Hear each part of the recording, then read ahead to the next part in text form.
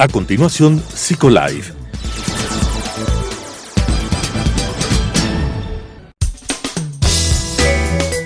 Clasificación A. Apto para todo público.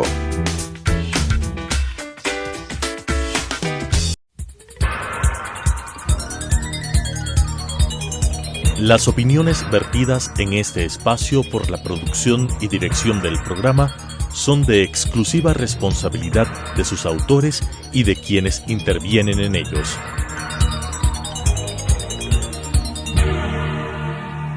Telesucesos Canal 29 UHF presenta Psicolife, un programa creado para hablar de psicología desde una vertiente científica pero amena con la conducción de la doctora Elizabeth Montenegro. Psicolife.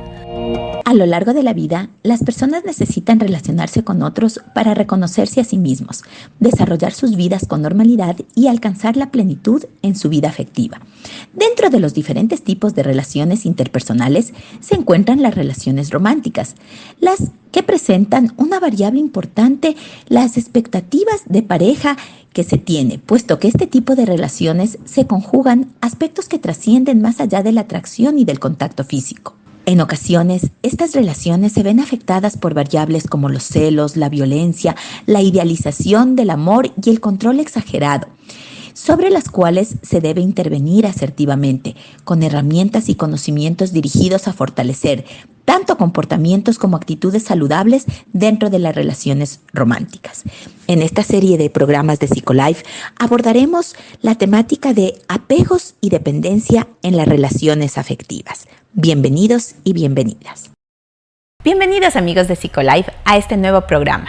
En el transcurso de estas semanas hemos estado hablando sobre los apegos, aquellas situaciones que suelen generarse en las relaciones de pareja y que no siempre permiten que la relación de pareja se vaya desarrollando de la mejor manera.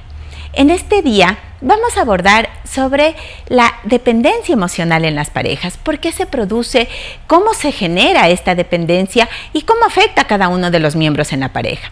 Para ello hemos invitado desde Argentina al doctor Fernando Rubano. Él es psicólogo y además es experto en temas de pareja y sexología.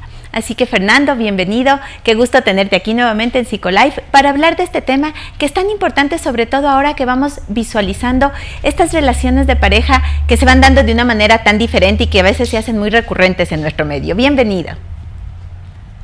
Gracias por la invitación, Elizabeth. Así que contentísimo de estar con ustedes. Gracias a ti, Fernando. Y bueno, empecemos explicándoles a nuestros televidentes qué se entiende por esta dependencia emocional en la pareja. ¿Cómo entendemos eso para podernos ir adentrando en el tema? La dependencia emocional es una característica indudablemente del tipo de vínculo. Muchas veces es el propio vínculo, digamos, las propias características de las personas generan una relación muy apegada, muy necesitada de la opinión del otro, de la aprobación de la otra persona. Digamos, a veces las características vinculares construyen este tipo, digamos, de terceridad. Yo llamo terceridad a ese vínculo que une a las parejas, ¿no? O sea, más allá de las personas, las parejas construyen a partir del momento que quieren iniciar algo, construyen esa terceridad que es la gran mayoría, digamos, de las problemáticas de apego son individuales, es decir, son las propias personas que generan un tipo, digamos, de apego en el cual pueden comenzar a generar también dificultades vinculares. A ver, cuando en general se habla de apego, en general se habla de dependencia.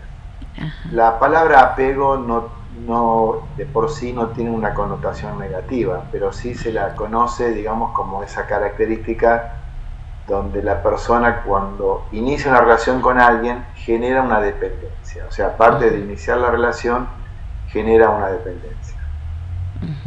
¿Cuándo esta dependencia, entonces, porque de acuerdo a lo que tú nos estás indicando, Fernando, este apego, ¿no es cierto?, inicial, cuando nos vamos acercando a una persona, cuando empezamos a conocerle, queremos pasar más tiempo con ella, queremos compartir más situaciones con esa persona, y de alguna manera vamos dando este toque como de exclusividad, ¿no es cierto? Quiero estar más tiempo con ella que con otras personas. Y esto tú nos dices que sería normal en este proceso inicial de construcción de pareja. ¿Cuándo ese apego o ese apego que genera esta dependencia empieza a ser negativo en la relación de pareja y empieza a dar esta situación como de desequilibrio, ¿no es cierto?, de una persona que está totalmente volteada hacia la otra y la otra como en una situación de superioridad? Bueno, en realidad podemos hacer hoy dos diferenciaciones. Una es la codependencia, que se la puede entender como también un apego patológico, o los apegos patológicos que tienen otro tipo de características, ¿no? Los codependientes que generan una característica de apego son personas que en general han tenido madres o cuidadores, pero en general tiene mucho más que ver con la sensibilidad que pueda tener la madre, de generar apegos inseguros o apegos ansiosos. ¿Por qué hablamos de sensibilidad de la madre? Porque en los primeros años de vida suele ser la madre, también puede estar en la mente presente el padre en este sentido, son los que envuelven a los hijos de una cierta seguridad, ¿no? ¿De qué manera los envuelven con seguridad? Teniendo una lectura adecuada de las necesidades del hijo y hacer respuestas adecuadas. Cuando los padres o los cuidadores tienen dificultades para relacionarse, tienen poca sensibilidad para leer lo que los hijos necesitan, cuando están pasando por crisis muy complicadas, o tienen realmente carencias propias y personales, difícilmente puedan dar esa envoltura de amor seguro, ¿no? De buen amor.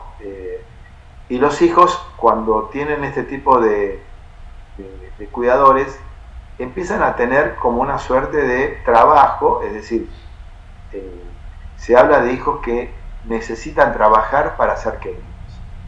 Este concepto de hijos que trabajan para ser queridos se mantiene a lo largo de toda la vida. Lo mismo hacen en sus relaciones posteriores, ¿no? Dan más de lo que pueden dar, son muy asistencialistas, tienen una enorme capacidad, digamos, de entrega, pero con el único fin de sentirse necesitados. Con lo cual, esta necesidad de sentirse necesitados hace que inviertan desmedidamente en las relaciones.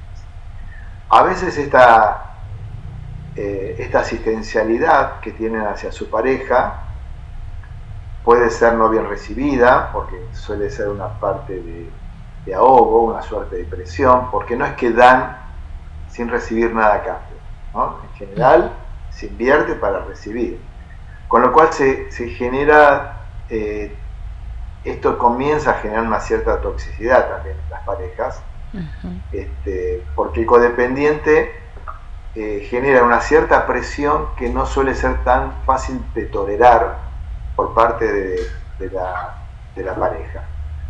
Y por otro lado, se corre el riesgo de que las codependientes, digo las codependientes porque la mayoría son codependientes, pero también hay hombres codependientes, sean elegidos, y ahora les voy a explicar por qué la palabra elegido, por narcisistas. O sea, el narcisista en general busca parejas y personas codependientes, porque son los que tienen esa capacidad vampiresca de encontrarse con alguien a quien absorber en su totalidad, ¿no? Como no tienen empatía, no tienen capacidad, digamos, de amar sanamente, suelen tener relaciones muy combinadas en este aspecto. Un combo patológico conocido es mujer codependiente y hombre narcisista, o hombre codependiente y mujer narcisista, ¿no? Fernando, no importa el género, digamos, ¿no? Un codependiente con un narcisista, no importa. Nos has explicado muy claramente esta característica de estas personas codependientes, ¿no es cierto? Y creo que esa frase que tú mencionabas del hecho de trabajar para que te quieran, ¿no es cierto? Trabajar todo el tiempo por buscar el aprecio, el afecto de alguien, caracteriza bien a este tipo de personas. Pero esta palabra narcisista que acabas de mencionar, que sería como la contraparte de esta relación de pareja que se va dando, es una palabra que se está empezando a escuchar con más frecuencia, pero que no necesariamente queda muy claro a qué se refiere. Tú nos dijiste que son personas como que tienden a absorber todo de la otra persona, ¿no es cierto? ¿Cómo sería esa persona narcisista que se acerca justamente o se vincula con esta codependiente para formar esa relación? Bueno, en general los narcisistas también, digamos, han tenido padres, cuidadores que no han tenido la capacidad afectiva de dar respuestas adecuadas, con la diferencia que el narcisista produce como una especie de encierro, o sea, no trabaja para ser querido, sino que lo que hace es trabajar para su propio sentimiento, ¿no? Es decir, va como generando un tipo de egoísmo que hace que todo el mundo gire alrededor de su ombligo. Y dependiendo indudablemente de las características humanas, ¿sí? Que pueda tener un narcisista, puede convertirse en una persona peligrosa, porque esta falta de amor adecuado de los primeros años de vida indudablemente no es sano. Tengamos en cuenta que la codependiente de alguna manera vive permanentemente en un juego de intentar buscar el afecto, la contención, la palabra. El narcisista va de a poco encerrándose y lo que va buscando únicamente es lo que necesita de cada persona. No tiene esa capacidad de brindar, ¿sí? No tiene esa empatía de poder pensar en el otro, y por consiguiente son personas que en general tienen un concepto muy tóxico, digamos, muy tóxico. Son personas que la gran mayoría terminan fracasando, a pesar de que muchos se casan, muchos terminan teniendo familias, pero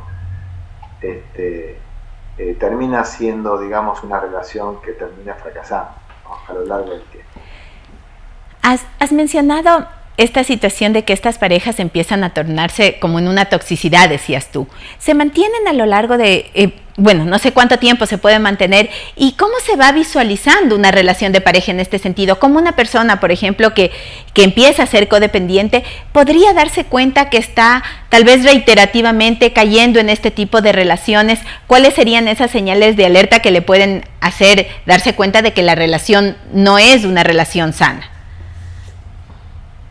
Bueno, en general, digamos, pensando en la queja, ¿no? Porque uno puede decir, bueno, de qué manera el paciente te empieza a dar cuenta de su malestar. Ajá. Y uno va como comenzando a percibir que lo que está sucediendo en realidad es una relación codependiente.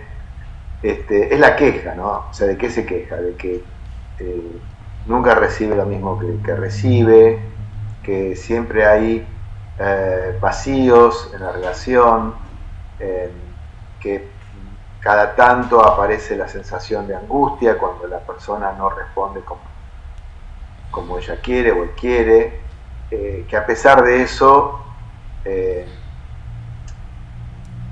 utiliza el asistencialismo, trata de favorecer la posición o las necesidades de su pareja, pero indudablemente que todas estas dificultades que se generan a nivel vincular, el terapeuta cuando van a trabajar sobre su familia de origen, observa que indudablemente se encuentra con una historia clara de apego inseguro.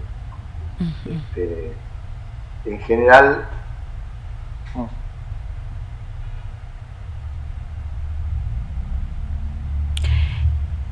estamos hablando entonces de que estas personas que acuden usualmente, nos decía Fernando, es la queja recurrente de que la relación no se está dando bien, de que no están recibiendo lo mismo que ellos están entregando, y que esto hace que de alguna manera la persona empiece a buscar, ¿no es cierto?, una ayuda que se deriva en lo que Fernando nos estaba diciendo. Cuando empieza el proceso terapéutico, el terapeuta se va dando cuenta de que existe o que se desarrolló en ella cuando era pequeño un apego inseguro, un apego que no le permite o que no aprendió, ¿no es cierto?, en esos primeros años de vida, en sentir la protección, el cuidado y la atención de la figura del cuidador, y que sentía esta ambivalencia de que en un momento estaba cuidado, de que de pronto no podía sentir así, y por eso se sentía esa inseguridad.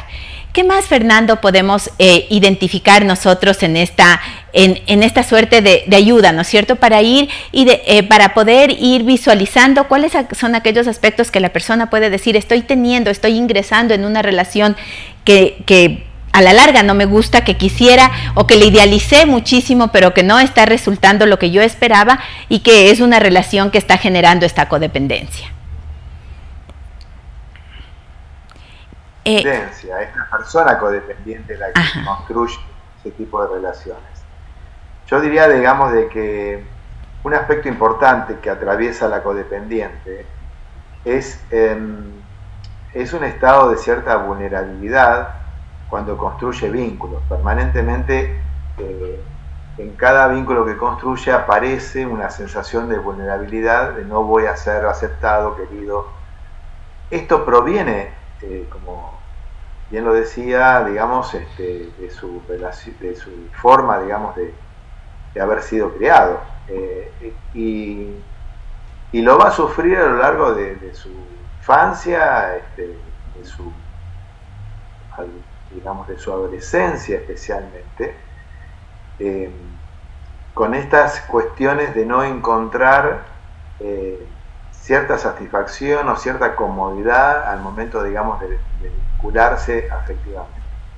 Entonces, el trabajo personal que tiene que hacer cualquier persona codependiente, yo diría que hay dos situaciones como de extremas, ¿no?, para ponerlos un poco más en un extremo tenemos las personas que sienten orgullo de sí mismas, orgullo de su seguridad, orgullo de lo que decide, y en el otro extremo están las personas que sienten vergüenza, ¿no? O sea, vergüenza por no construir, vergüenza y miedo por no ser aceptadas, queridas, con ese temor amenazante, permanente, la amenaza de ser rechazadas, ¿no? En algún lugar. Entonces, no es lo mismo construir una vincularidad con estas características de vulnerabilidad que construir una relación o un vínculo con este nivel, digamos, de valor hacia sí misma, afecto hacia sí misma y orgullo por sí misma. Digo, pongo estos extremos porque el trabajo terapéutico está en iniciar en un proceso que vaya saliendo la persona de esa vulnerabilidad histórica, de esa identidad tan empobrecida, y el trabajo es personal, ¿no? O sea, difícilmente uno puede...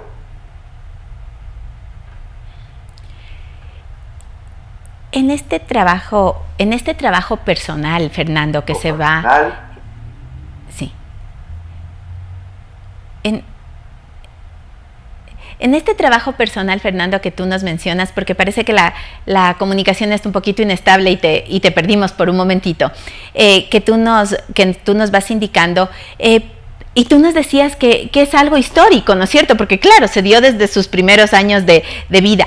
Eso implica también un proceso de reaprender nuevas formas vinculares, de justamente la palabra de reaprendizaje, ¿no es cierto? De irse dando cuenta de en qué momentos puede estar cayendo otra vez en estas relaciones o en estas conductas, ¿no es cierto? De dependencia, de aceptación, e ir modificando su comportamiento hacia otro tipo de conductas, además del trabajo personal que tú nos mencionabas en fortalecerse a ella misma como persona, su seguridad, su imagen. Lo que pasa es que el trabajo personal es lo que va a permitir modificar no solamente la actitud, sino la propia conducta hacia una relación, sino también va a cambiar ese trabajo de fortalecer una identidad o de recrear una identidad nueva, de elecciones adecuadas. Entonces, por eso es tan importante que para salir de un estado, de una situación de codependencia histórica, digamos, se piensa en el trabajo individual y en el trabajo que generan los grupos codependientes, que son sumamente importantes para el proceso. Los grupos de codependencia permiten realmente a la persona codependiente entender con más claridad lo que le ha pasado cuando escuchan los relatos de las otras personas, cuando escuchan los caminos elegidos, cuando escuchan los cambios de decisión, los límites. Bueno, el trabajo con codependientes es casi, diría yo, el otro 50% de la terapia individual, ¿no? O sea, creo que para pensar en un trabajo serio, estas dos combinaciones son fundamentales. Y cuando estamos hablando, discúlpame, sí. te digo esto para pensarlo. Estamos hablando que la codependencia tiene las características de un adicto, ¿sí? O sea, su sentimiento amoroso lo lleva a tener abstinencias, lo lleva a consumir un mal amor, tiene muchas características parecidas a la adicción. Te iba a preguntar justamente eso, te iba a decir, cuando tú hablas de estos grupos, ¿no es cierto?, de codependencia, entonces estamos haciendo ese símil que ya respondiste antes de que te pregunte en realidad, el hecho de esta suerte como de adicciones que mencionabas. Y estar en ese proceso y salir sobre todo de ese proceso no siempre es lo más sencillo, no siempre es fácil. ¿Cómo encontrar esos grupos de apoyo? ¿Es fácil formar esos grupos, vencer ese hecho de aceptar que esa dependencia puede darse también en las relaciones interpersonales, en las relaciones de pareja? Porque es como más visibles los otros grupos, ¿verdad? Los grupos de las adicciones a sustancias y demás. Pero este grupo, estas adicciones son más bien vinculares. ¿Es fácil encontrar y formar esos grupos? No, bueno, estos grupos están coordinados en general por gente especializada, digamos, en codependencia. Es un escenario de mucho apoyo, de cuidado, porque realmente el grupo trabaja como una unidad de cuidado. Las personas no se sienten solas, pueden sentirse más comprendidas y pueden entender mucho más lo que les está pasando, ¿no? La terapia individual, obvio que es fundamental, pero yo en general cuando me encuentro con codependientes les sugiero que para hacer un buen trabajo tienen que también ir a los grupos de codependencia. Los grupos de codependencia trabajan en general una vez por semana, una vez cada 15 días. No es obligación asistir, no es que hay una lista, pero realmente, Elizabeth, es la otra pata para poder resolver esto. Hay situaciones que hay comorbilidad, es decir, hay algunas personas aún tienen un aumento por ahí de su ansiedad, tienen alteraciones químicas importantes, porque, como decíamos recién, las abstinencias te pueden llevar a una escalada de angustia, a una escalada de enojo. Por eso, cuando de alguna manera están separadas y sufriendo la distancia y aparece la persona y le manda un mensaje, aparece el alivio, ¿no? Como que todo el sistema químico se alivia, y claro, ir detrás de eso, aunque esté en una relación tóxica, es algo muy difícil de salir. Claro que sí. ¿Entendés lo que quiero decir, no? Sí. O sea, que pueden estar en relaciones muy complicadas, donde no es bueno la terapia de pareja, porque es evidente que esa relación debería terminar, porque hay maltrato, destrato, violencia, descalificaciones, o sea, es una relación que no es en lo más mínimo sana y no tiene posibilidad de recuperación. Entonces, a veces la terapia de pareja suele fracasar, lo más probable es que suele fracasar. Ahora, obvio que hay codependientes que están en buenas relaciones, que están con personas que tienen tienen un sentimiento del buen amor, pero las características de la persona codependiente agotan a la pareja, la terminan desgastando. Entonces, ahí sí la terapia de pareja, conjuntamente con la terapia individual, ayudaría mucho a rearmar ese vínculo, a que la persona que vive con la codependiente pueda entender y comprender. Esto es un proceso que va a llevar un tiempo, que también tiene que aumentar la tolerancia, recuperar las ganas de resolver, que quizás se tuvieran en un momento, pero son características vinculares diferentes.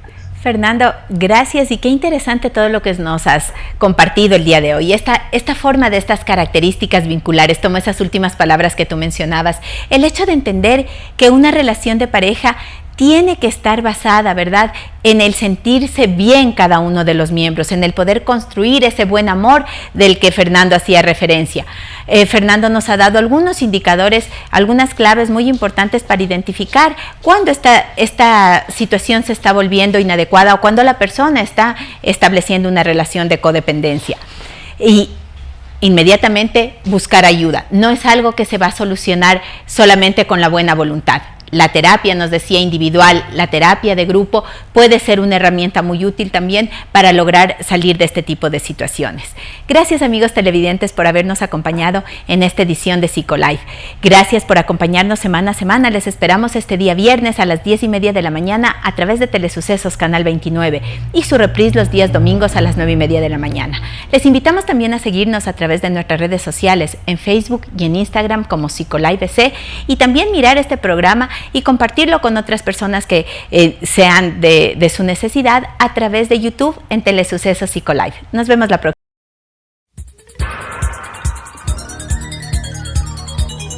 Las opiniones vertidas en este espacio por la producción y dirección del programa son de exclusiva responsabilidad de sus autores y de quienes intervienen en ellos.